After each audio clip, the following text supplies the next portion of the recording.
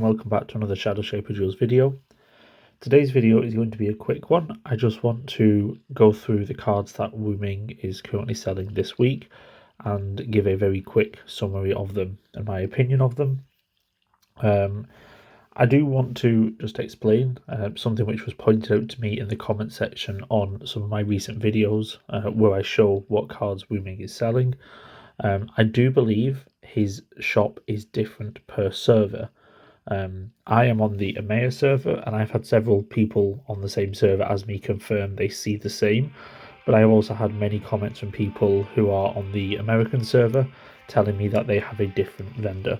So if you are on a different server, you will more than likely see different cards than what I have, but unfortunately there's no way I can cover that. I don't have the access to the other servers. With that being said, obviously my summary about what the cards do is still applicable when and if they become available in your shop. So to start off with, we have Cavar, who is a mythic card where the effect is just when played, you draw 2 more cards. I just think Cavar is quite a strong card. For a start, obviously 7 health is quite a high-powered card. And the effect to be able to draw 2 more cards is really useful, especially in a deck where your whole build revolves around your exotic card. You want to make sure you draw that exotic card, and obviously there is no guarantee you will get it based on having 15 cards in your deck and how many rounds you play. So if you start getting into round 4 and 5 and you've still not drawn your exotic card, it may be worth having a Cavar in your deck to be able to play it and then hopefully find your exotic card. I did mention when I did my Fallen video that I would probably have included Cavar in my build if I had it at the time, because that whole Fallen deck revolved around Vanok, and if you don't get Vanok, then it's not very good. So it would be worth having Cavar in. But you can still definitely use Cavar in a non-Fallen deck just to, increase the chance of drawing your exotic card. The next card is Estella, and I believe this is the first time she has been available in the shop. She is a new exotic card added this season, obviously along with the hero itself. And her effect is, when played, she grants a unit the power equal to 2 times the number of units in your opponent's front row.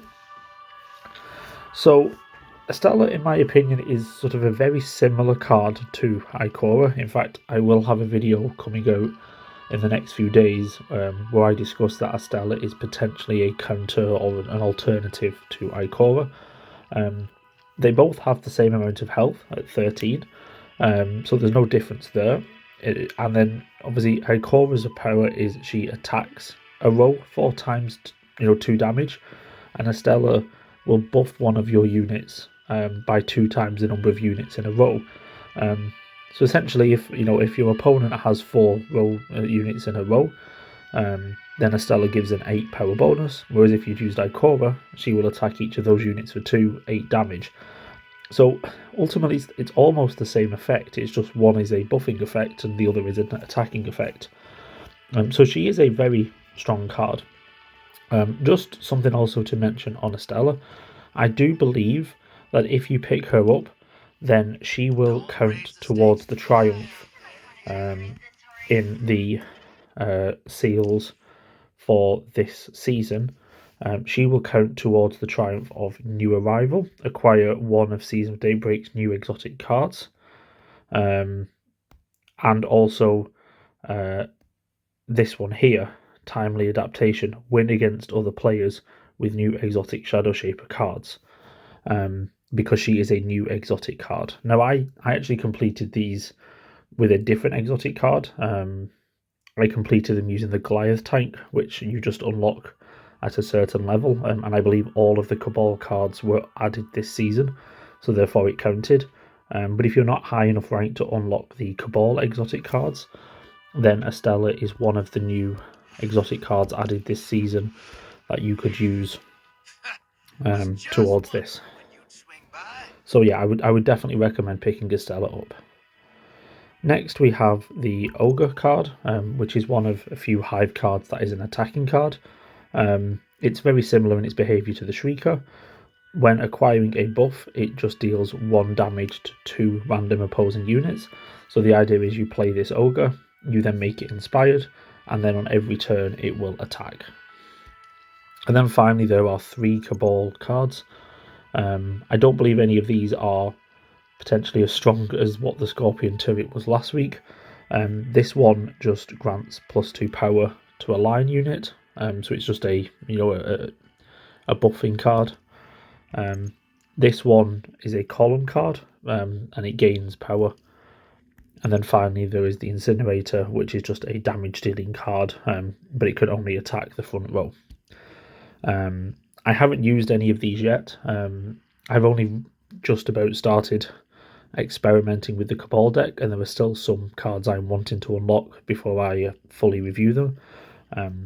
But if you have the spare tokens, I would recommend picking them up. In fact, my recommendation is always buy everything in the shop if you have enough tokens, and generally speaking you will earn enough tokens during the week to buy everything again, as long as you do all of your 5 duels every day and win a good portion of them.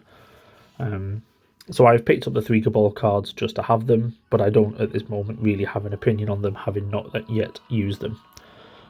If you are a bit short on tokens, then I would say the 2 that are definitely worth getting are Cavar, again for the reasons mentioned, increase the chance of drawing your exotic card, and also Estella, just because she is quite a strong exotic card and an alternative playstyle to Ikora.